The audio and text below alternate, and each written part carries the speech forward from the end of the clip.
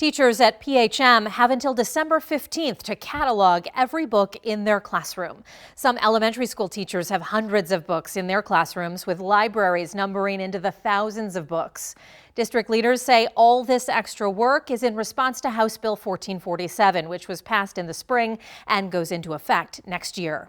The pigeon books are pretty popular in our classroom. No matter what your interest, you'll be able to find books about Fly Guy, he's right over here. He's very popular. well, just about anything inside Maggie Nate's first grade classroom. The Dot. Ooh, what's that one about? Okay, so it's about this little girl who brings something to her teacher. It's basically, here, I'll open it up. The Horizon Elementary School teacher believes she has hundreds of books, and these are just the books that fit. There are many, many more stored at her house. And it is something you take pride in as a teacher. First grade is a huge year for developing reading skills. Collecting all these books has been a very long and thoughtful process.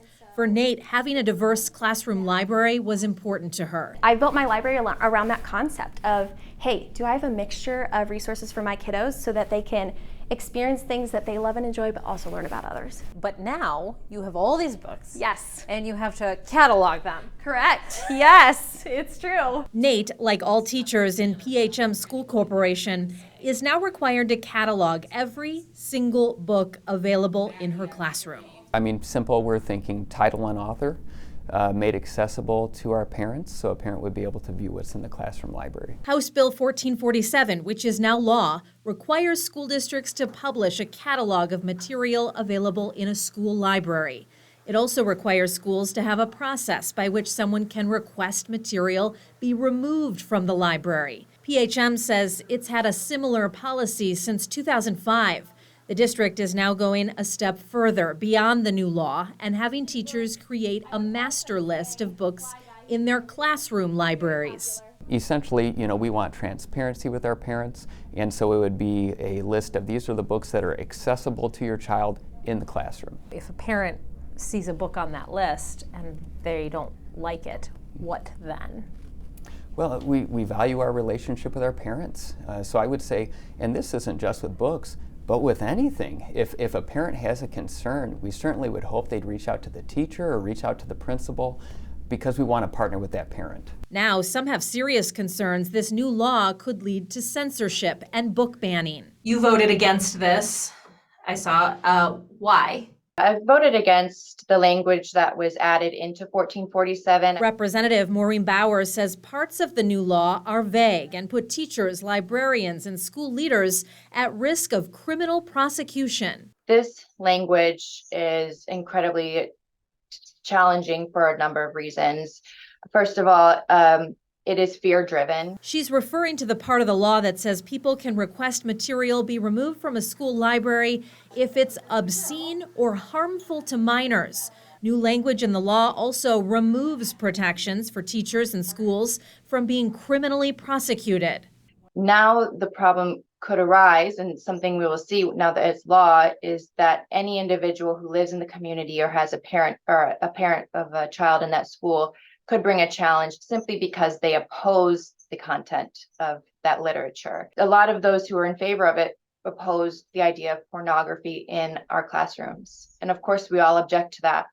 But the problem is the language of the bill does not say pornography. It says harmful material, which is open to interpretation, which in my view doesn't make for good law. We reached out multiple times to local Representative Jake Teshka and never heard back. He's on the House Education Committee and voted in favor of this bill in the spring. I checked out some books and have been looking around at some of these things, and quite frankly, was surprised by some of the passages that were found in some of these books that are housed in schools. Teshka and other supporters of the bill say parents have been unhappy with the current process to get materials they believe aren't appropriate for kids out of schools.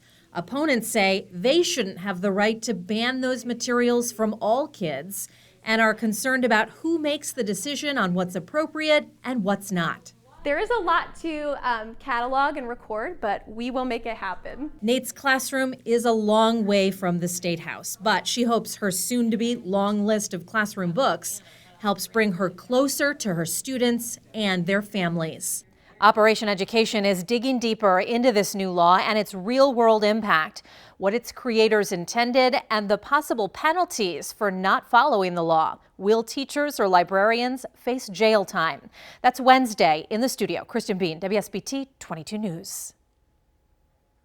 We're talking about House Bill 1447. This new law takes effect in January. There are two parts that teachers and librarians are most concerned about.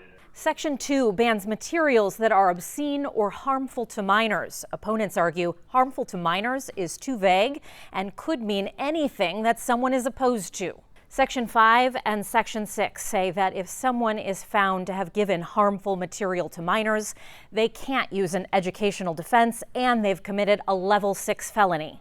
It comes down to supporters who say that children should not be exposed to graphic sexual content at school, and opponents who worry about censorship and book bans. Fly Guy, he's right over here. He's very popular. There are hundreds, maybe thousands of books inside Maggie Nate's first grade classroom. And it is something you take pride in as a teacher. Nate teaches in the PHM School Corporation, a district which, since 2005, has had a policy explaining what happens if someone doesn't like a book or material inside a PHM classroom or library. At PHM, according to the district, in the 2021 to 22 school year, 2 parents at 2 different PHM schools filled out parental feedback forms. The following school year, 2 parents filled out forms. And so far during this school year, 1 parent has filled out the form.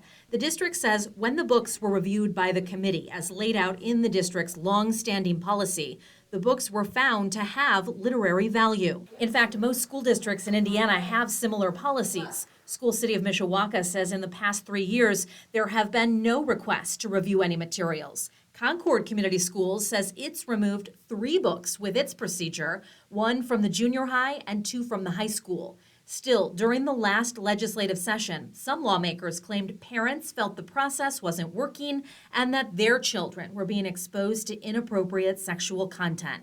If I can get everybody's attention. This is video from an April Indiana House Education Committee hearing. Legislators were debating similar legislation to House Bill 1447. Parents have testified in school board meetings and come to me and many members of this committee and assembly many times over the last couple of years saying that the system did not work for them. But your procedure opens up the possibility that all students would be forbidden to see a book that only some parents found objectionable. While there were a small handful of supporters who spoke, I am baffled and confused at the games being played with our children's futures. during the 4-hour hearing, a long list of librarians, teachers, and even legal experts said they oppose the part of the amendment that would ban harmful materials due to its vagueness, and the section that criminalizes teachers and librarians who use that questioned material. A felony jury trial is no place to conduct education policy. I believe these amendments in any form will be used to target specific books with LGBTQ themes and will do nothing to protect minors. What one person may object to, another may support, and that is why there is a review process in place. We condemn the legislature's attempt to ban books in Indiana. This will potentially lead to frivolous prosecution and waste taxpayer dollars. Supporters and sponsors of the legislation fought back, saying many parents feel this type of legal change and its transparency are needed. My phone is lighting up with people saying, I'm so sorry, I cannot be there to testify. The hearing itself had very few people in the State House to support the legislation, and no examples were presented of widespread issues with current school and library book policies. I have constituents who have told me that the process isn't working. Local state representative Jake Teshka is on the Education Committee and voted in favor of the bill.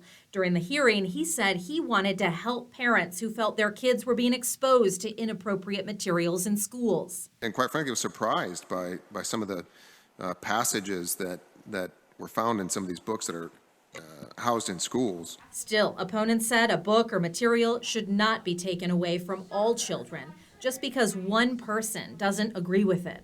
Ultimately, House Bill 1447 passed along party lines and the governor signed it. We just don't know what the impacts will be of this new law. Local state representative Maureen Bauer voted against it and now has concerns for the future. Whether or not school boards are going to view this in a reasonable manner, or if they're going to side on the side of the appeal process and take a more extreme approach. The law goes into effect January 1st. We reached out to Representative Teschka. He did not respond to our multiple requests for comment. We also reached out to the St. Joseph County and Elkhart County prosecutors. St. Joseph County prosecutor declined to comment. Elkhart County prosecutor never wrote back.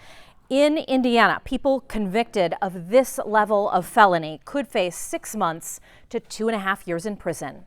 In the newsroom, Kristen Bean, WSBT 22 News.